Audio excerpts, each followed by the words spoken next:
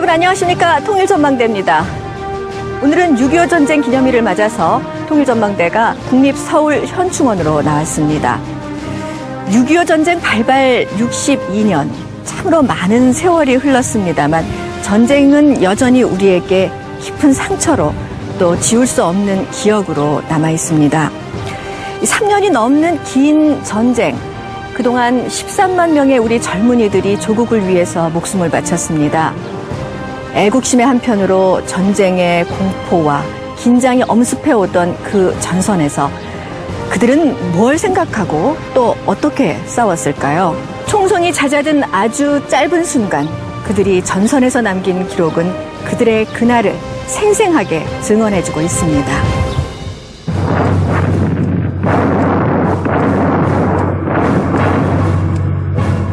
(1950년 6월 25일) 북한의 남침으로 전면전이 시작됐다. 서울은 3일 만에 북한군에 점령됐고 북군의 저지선은 계속 남으로 밀려났다. 한반도는 전쟁의 소용돌이 속으로 빠져들었고 보통 사람들의 비극도 시작됐다.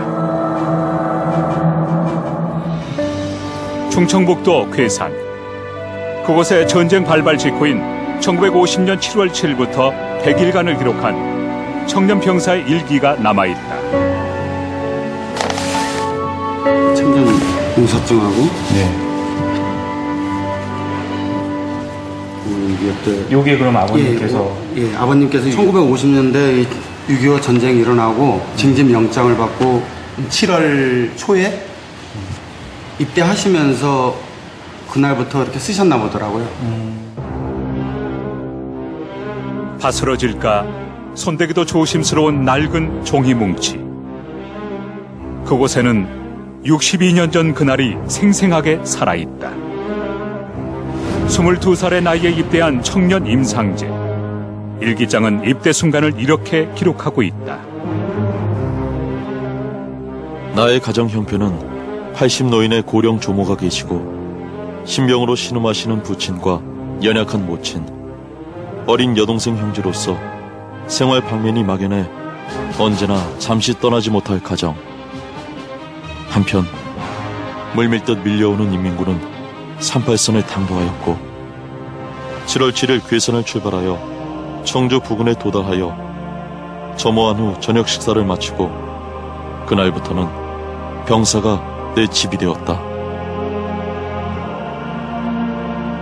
3대 독자였던 청년 임상계는 연로한 할아버지, 할머니, 병석에 누워있던 아버지, 어린 여동생들을 뒤로 하고 입대했다. 또 3대 독자세요, 아버님이. 그래서 고민을 많이 하셨다고 그러시더라고요.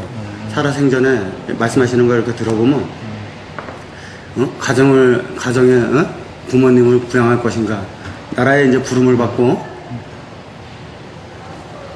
징집영장을 받고 또 안 갈 수도 없고 대안의 젊은이로서 그래서 고민을 많이 하셨다고 그러시더라고요. 7월 10일 오후 3시경쯤 되어서 난데없는 비행기 2대가 와서 우리 병사에다 사격을 하고 훈련장에도 마구 사격을 한다. 우리 부대병들은 비행기 사격을 처음 받는 거로 누구나 다 물러나고 사격이란 것은 출생 이후 처음이라 눈이 둥그레지며 목숨을 아끼는 마음 동시다일반이다. 너나 할 것 없이 쥐구멍을 찾지 못하여 한이 되었다. 군인이 되었지만 난생 처음 보는 총탄과 폭격. 목숨을 아끼는 마음은 하나였다. 일기장에는 두려움과 삶에 대한 애착이 담겨있다. 전쟁 발발 직후였던 당시 국군의 저지 노력에도 불구하고 북한군은 파죽지세로 남하했다. 전선은 남으로 이동했다. 전선을 따라 22살의 병사도 남으로 향했다. 집결지 괴산에서 출발, 보은을 거쳐 상주, 김천, 영동, 외관에 이르렀다. 20일에는 영천과 경주를 거쳐 포항역에 도착했다. 기초훈련도 제대로 받지 못한 신병 임상계는 그제야 처음으로 총을 쥐었다. 8월 2일이 되어 사관학교 후보생들에게 M1 소총에 대한 교육도 받고 또한 전투에 관한 이야기도 잘 들었다. 8월 3일 날이 새자 우리들에게 M1 소총 한 자루와 실탄 300발씩을 분배해 주었다. 우리들은 무기를 받은 후 트럭에 올라탔다. 비로소 일선에 도착하여 제1선 고지에 올라서 보니 우리 장병들은 지형과 지세를 이용하여 각 소대와 분대별로 배치하고 있다.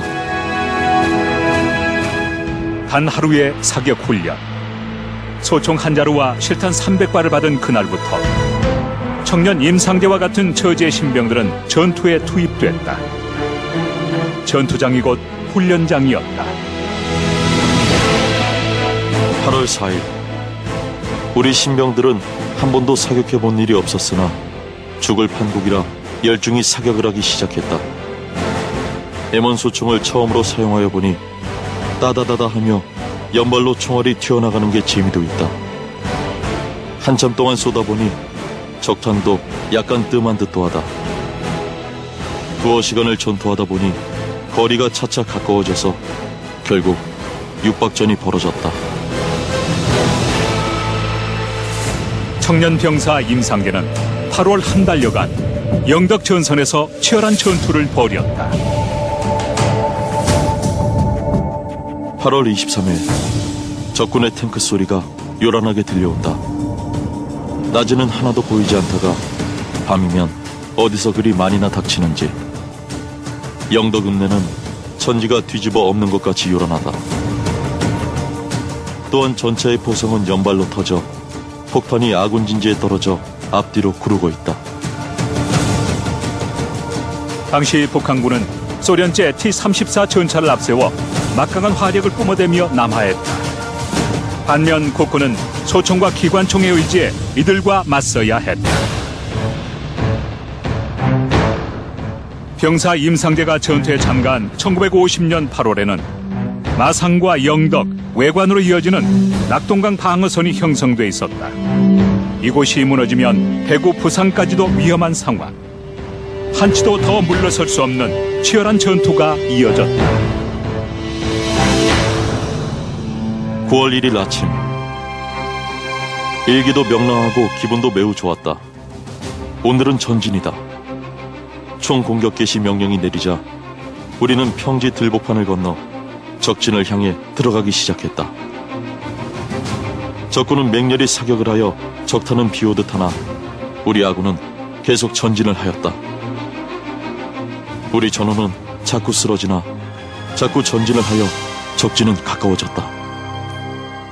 이제는 일어설 수도 없고 자꾸 기어들어간다. 적탄은 점점 심히 날아오건만은 우리 아군은 적탄에 쓰러지는 것도 불구하고 자꾸자꾸 기어들어가 적진이 불과 30야드에 지나지 않는다. 비오듯 쏟아지는 적탄 속에서 살아남은 청년 임상재.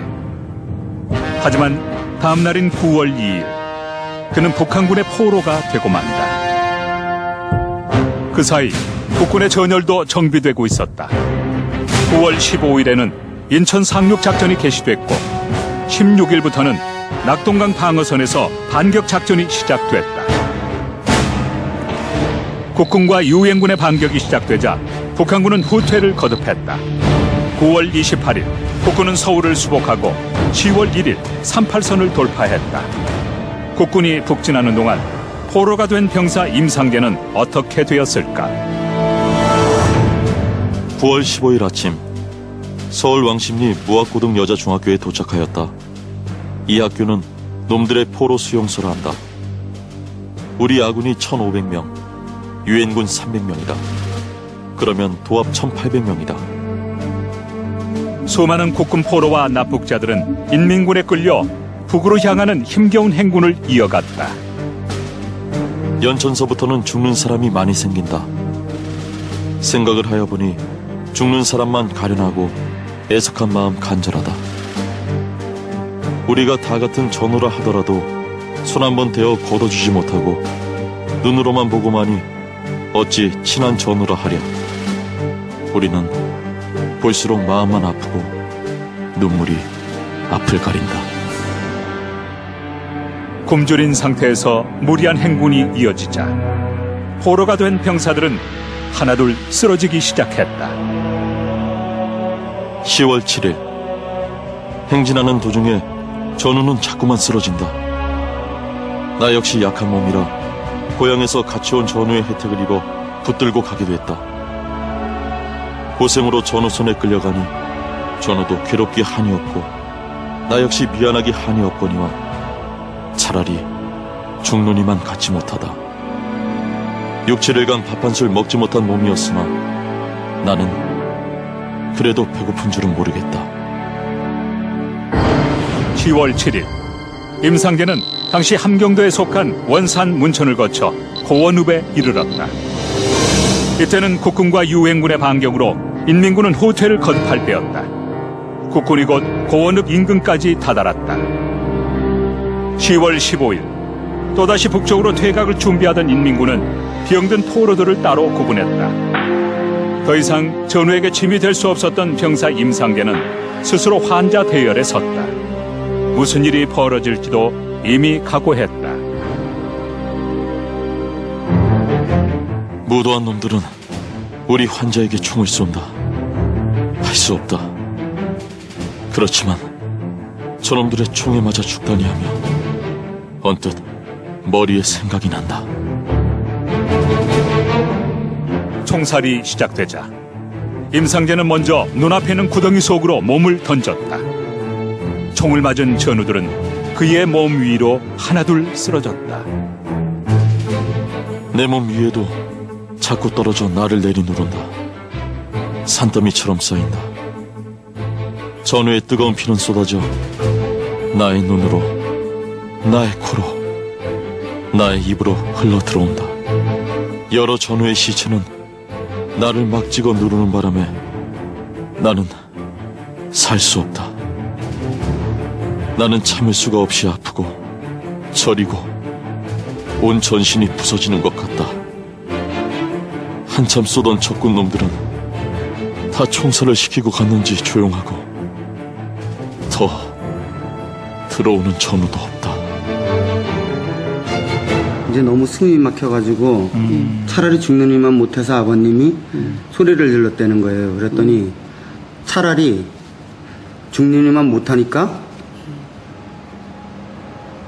뭐 총을 쏴달라 뭐 이런 얘기를 했대요. 한 발만 쏴달라. 그랬더니 이 인민군이 하는 얘기가 총알도 아깝다. 어차피 죽을 거니까 응? 뭐 이러면서 그냥 갔다는 얘기가 있더라고요. 그리고 참 이 장면 보면서 와, 이 시대 삶이 죽음보다 더한 고통이 있겠구나 이런 생각을 한번 해봤어요. 얼마나 힘들었으면. 차라리 죽여달라는 호소도 외면한 인민군이 떠나고 꼬박 하루가 흘러갔다. 다음 날인 10월 16일 정오 무렵 임상계 일병은 진격하던 국군에 의해 구출된다. 할머니가 밭에서 일을 하고 계시는데 어머니하고 부르시더래요. 그래서 할머니가 뒤로 넘어지시고 기절을 하셨다는 거 아니에요. 그래서 이게 뭔 소리가 정신을 차려서 보니까 아드님하고 똑같으신 분이 서서 어머니하고 울면서 또 부르니까 아니 진짜로 살아온 거냐 귀신이냐 막 하니까 어머니 접니다. 제가 살아왔습니다. 죽음의 문턱에서 살아남은 청년 임상계는 그립던 가족의 품으로 돌아와 68세 생을 마감했다. 중부 괴산에서 시작해 함경도까지 이어진 여정에서 청년 임상계는 용감한 병사로 병든 포로로 수많은 죽음의 고비들을 넘겼다. 평범했던 22살 청년이 겪은 전선에서의 백일은 한 권의 노트 속에 생생하게 살아있다.